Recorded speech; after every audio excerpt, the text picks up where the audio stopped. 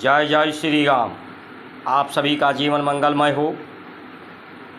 भारत संस्कार मंच YouTube channel, Facebook, Instagram, Twitter, x के माध्यम से परिचर्चा, इस परिचर्चा में भारत की संस्कार, संस्कृति, परंपराएं और धर्म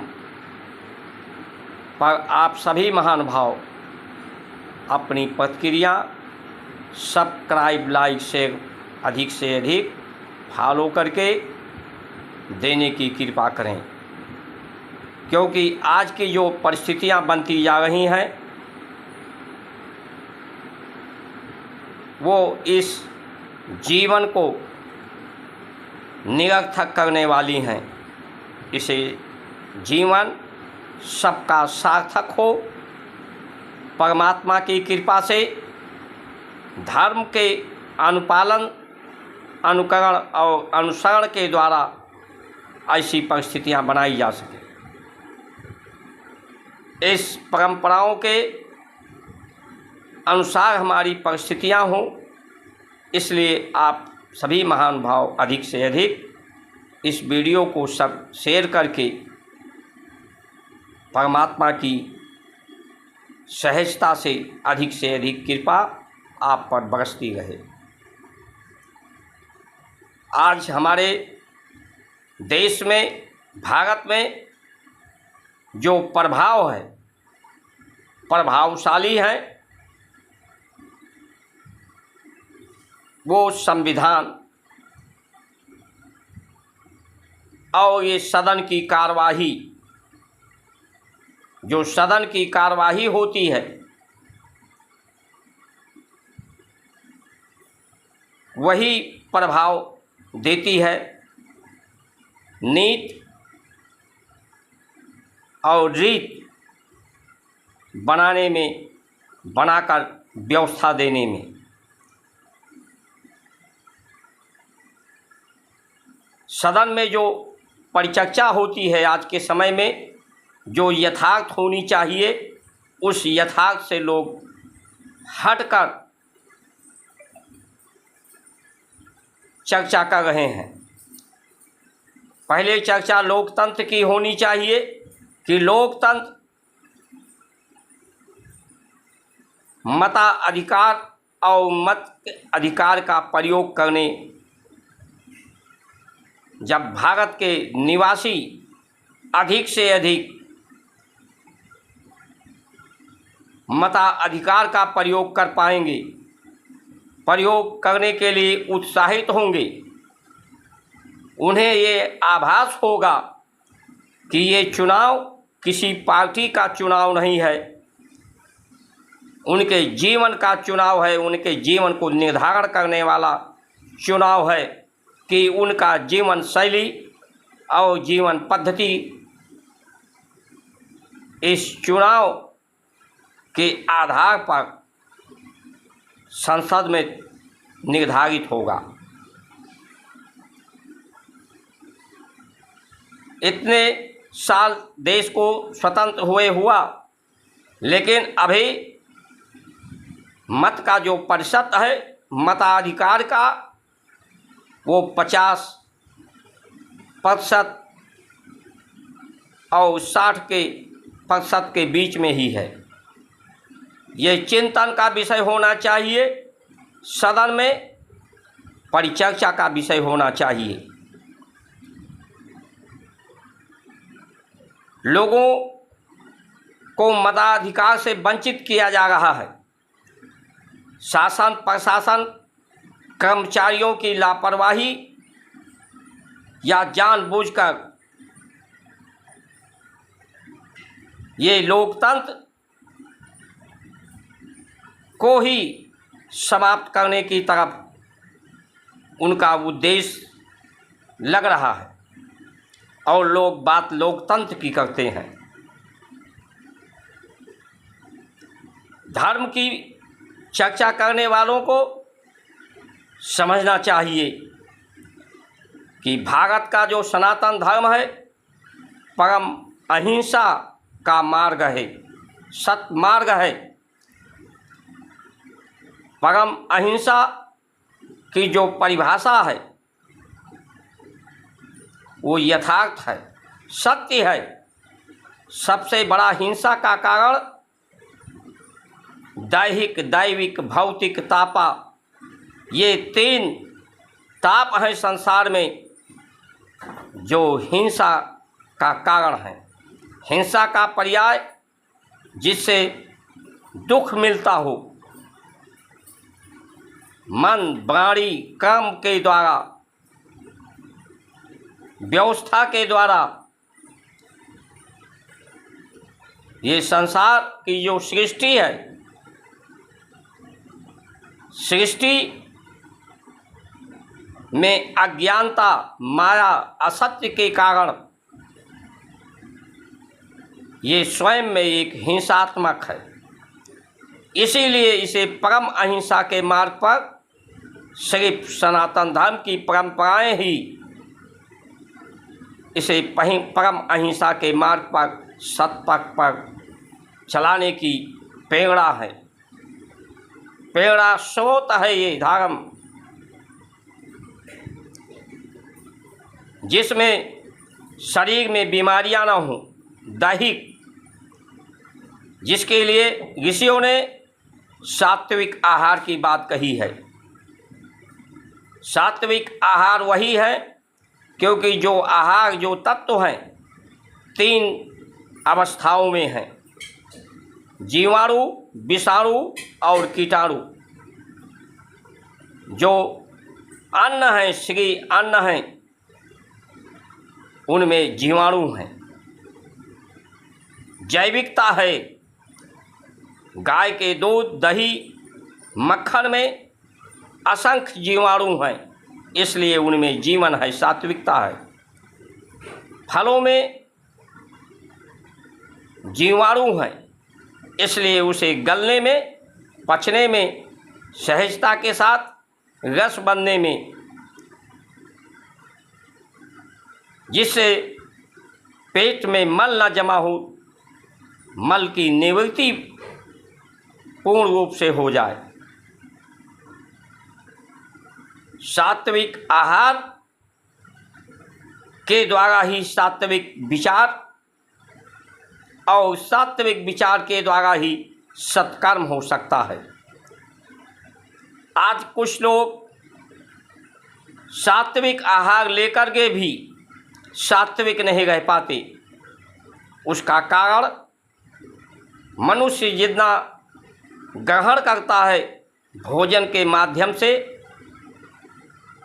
तत्वों के रस के रूप में, उससे ज़्यादा मनुष्य धारण करता है। धारण का पर्याय जिसे धर्म कहा गया है, जो स्वतः होता हो, उसमें कोई उसका उपाय ना हो, उसमें कोई उसकी उपाय ना चलती हो। जैसे प्राणवायु मनुष्य के अंदर स्वतः धारण हो रहा है। प्रकाश वायु, प्राणवायु, ये मनुष्य के अंदर स्वतः धारण हो रहे हैं, इसको धर्म कहते हैं। आज वायुमंडल में प्रदूषण है, वायुमंडल में जो कीटाणु हैं, विषाणु हैं,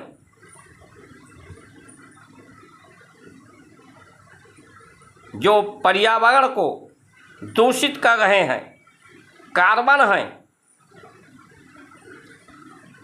वो विद्यमान है। क्योंकि जो मांसाहार भोजन है, जो मरे को खाता है, जब तो उसमें जीवाणु नहीं रहते, उसमें कीटाणु होते हैं। वही कीटाणु, विषाणु और विषय वासना को पैदा करते हैं। वो प्रकृति में, वायुमंडल में अधिक मात्रा में स्थित हैं।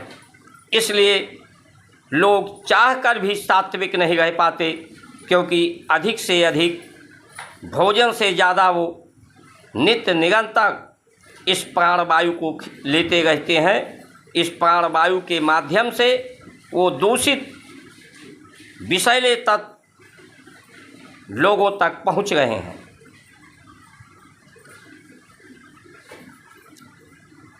जो विषाणु विषय है अन्न के ऊपर जो आच्छादित है, जो परत है, उस परत को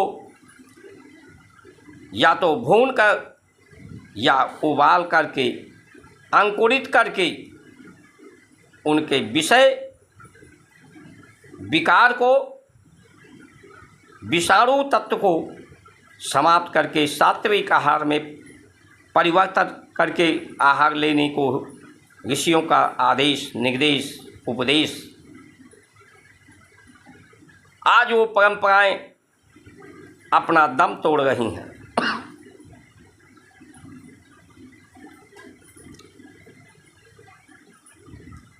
इसलिए ऋषियों ने सबसे पहले आहार पर, आहार की व्यवस्था पर उपदेश है। प्रकृति के द्वारा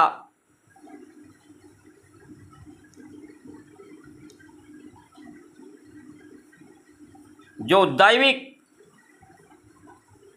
आपदाएं होती हैं वो भी हिंसा का कारण होती हैं।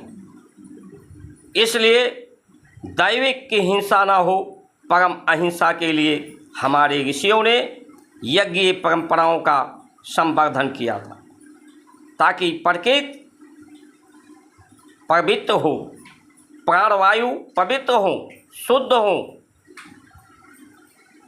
जल शुद्ध हो, प्राण शुद्ध हो, भोजन शुद्ध हो।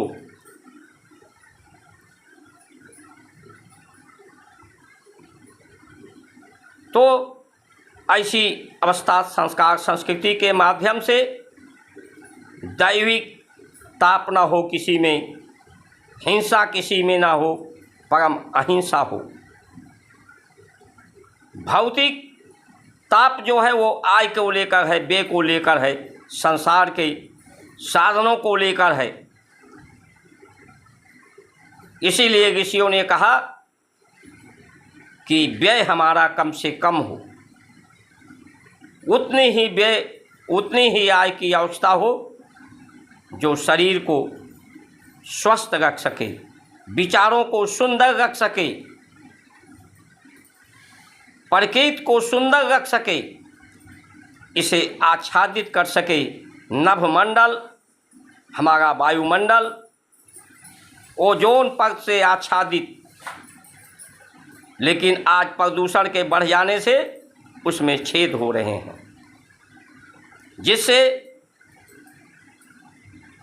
ब्रह्मांड का ताप धरती पर बढ़ रहा है।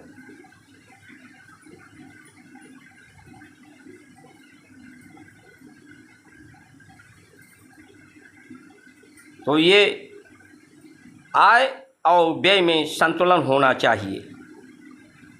तो इन अवस्थाओं से, संस्कार संस्कृति के परंपराओं से दैहिक, दैविक, भौतिक तीनों तापों पर जो शंकर जी का त्रिशूल है, त्रिशूल का पर्याय तीन शूल जो दैहिक, दैविक, भौतिक हैं, उस पर जो डमरू बना है वो इसका प्रतीक है। इन पर विजय श्री प्राप्त करना, यानी राम राज, दैहिक, दैहिक, दैविक, भौतिक तापा, राम राज काहू को ना व्यापा।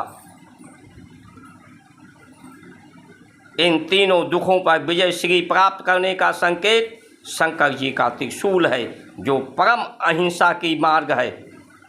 जो उनकी मुद्रा है हाथ का, वो अभयदान का है। जब ये तीन दुखों से लोग मुक्त हो जाते हैं तो उनका जीवन अभय हो जाता है, निर्भय हो जाता है सद्ज्ञान से, क्योंकि आत्मा अजर अमर है, वो नित्य है, निरंतर है।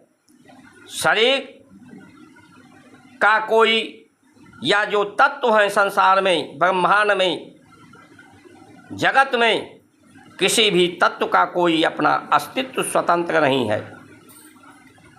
ये जो तत्व है एक दूसरे से कर्षण, घर्षण, आकर्षण का कारण है, प्रतिक्रिया है।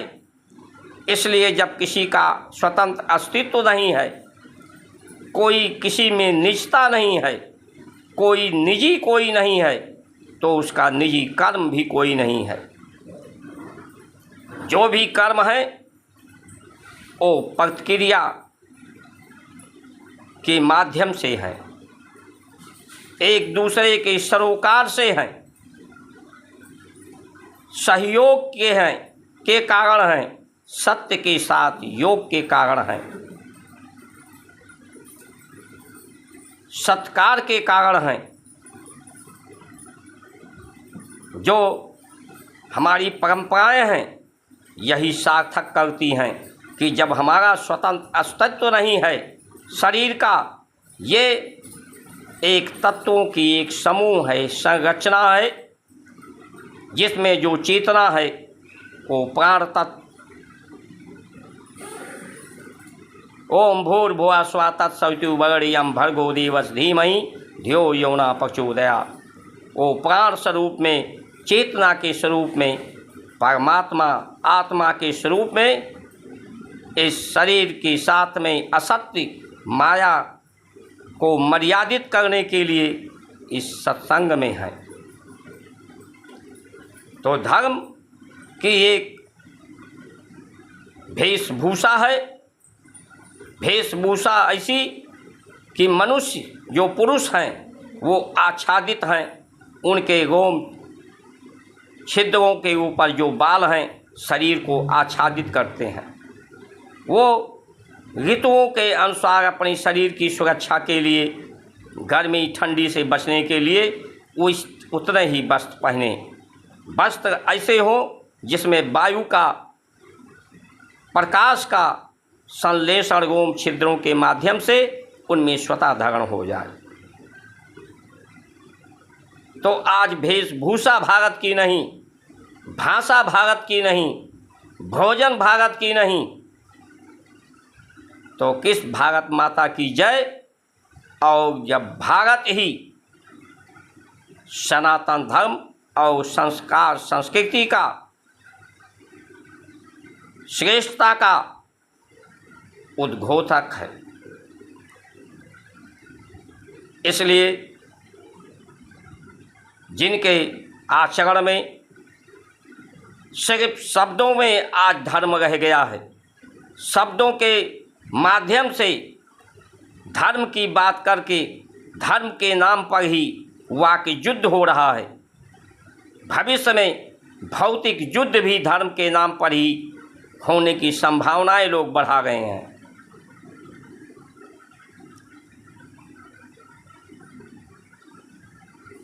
जिस पर परिचर्चा सदन में, समाज में, चौपाल चौराहों पर होनी चाहिए, दूरदर्शनों पर होनी चाहिए, संचार के माध्यमों से होनी चाहिए, यूट्यूब चैनलों से होनी चाहिए, वो चर्चा ना हो करके व्यक्ति की चर्चाएं आज हो रही हैं। इसलिए ये स्पष्ट कहा जा सकता है, ना आज प्रकृति हमारी पवित्र रह गई है, ना धरती आच्छादित रह गई है हरियाली से, ना मनुष्य का जीवन आच्छादित है। आज खान पान जो बाज़ार में उपलब्ध हैं वो मिलावटी हैं, चाहे दवाई है, खान पान है, जितनी व्यवस्थाएं हैं सब मनुष्य के जीवन को बीमार करने वाली हैं, मानसिक रूप से और शारीरिक रूप से। यही सबसे बड़ा हिंसा है। इसे हिंसा को समाप्त करके लिए शुद्धता की बात करनी चाहिए, न्याय के लिए बात होनी चाहिए, ईमानदारी के लिए जिम्मेदारी, ईमानदारी के पूर्वक इस सत्य को स्वीकार करने की। धर्म तो परमात्मा के द्वारा, ब्रह्मांड के द्वारा, प्रकृति के माध्यम से इस धरती के आधार पर धरती को आधार बना के हो रहा है। धर्म ये जो जल बरस रहा है, जो जीवन का माध्यम है, ये किसके उपाय से, किसके निर्देश पे कौन सा उपाय है? प्राण ऊपर से आ रहे हैं जो सबको प्राप्त हो रहे हैं, प्रकाश सबको प्राप्त हो रहे हैं, प्राणवायु सबको प्राप्त हो रहे हैं। ये धर्म है और ये धर्म पार ब्रह्म ब्रह्मांड से हो रहा है, किसी व्यक्ति के द्वारा नहीं हो रहा है। इसीलिए ऋषियों ने इसका अनुसरण करने का, अनुपालन करने का, इस सद्मार्ग पर चलने का, कि जब किसी व्यक्ति की, किसी तत्व की स्वतंत्र अवस्था नहीं है तो उसका कर्म भी स्वतंत्र नहीं है।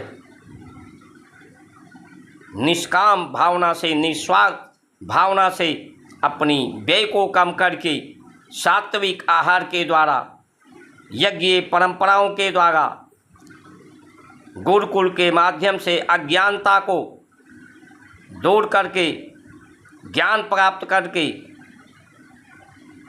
यही धर्म है।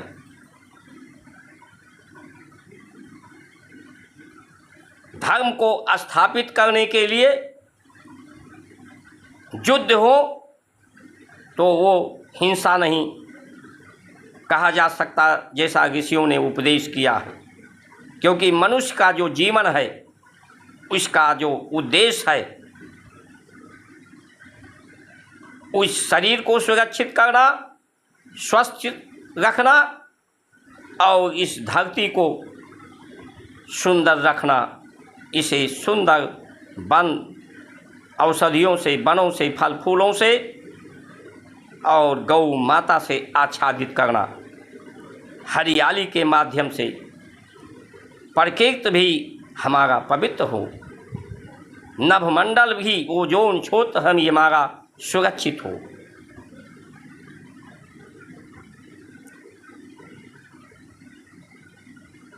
आज इस दिशा में लोगों को बढ़ने की आवश्यकता है। इन्हीं वचनों के साथ आप सभी का सुमंगल कामना करते हुए जय जय श्री राम।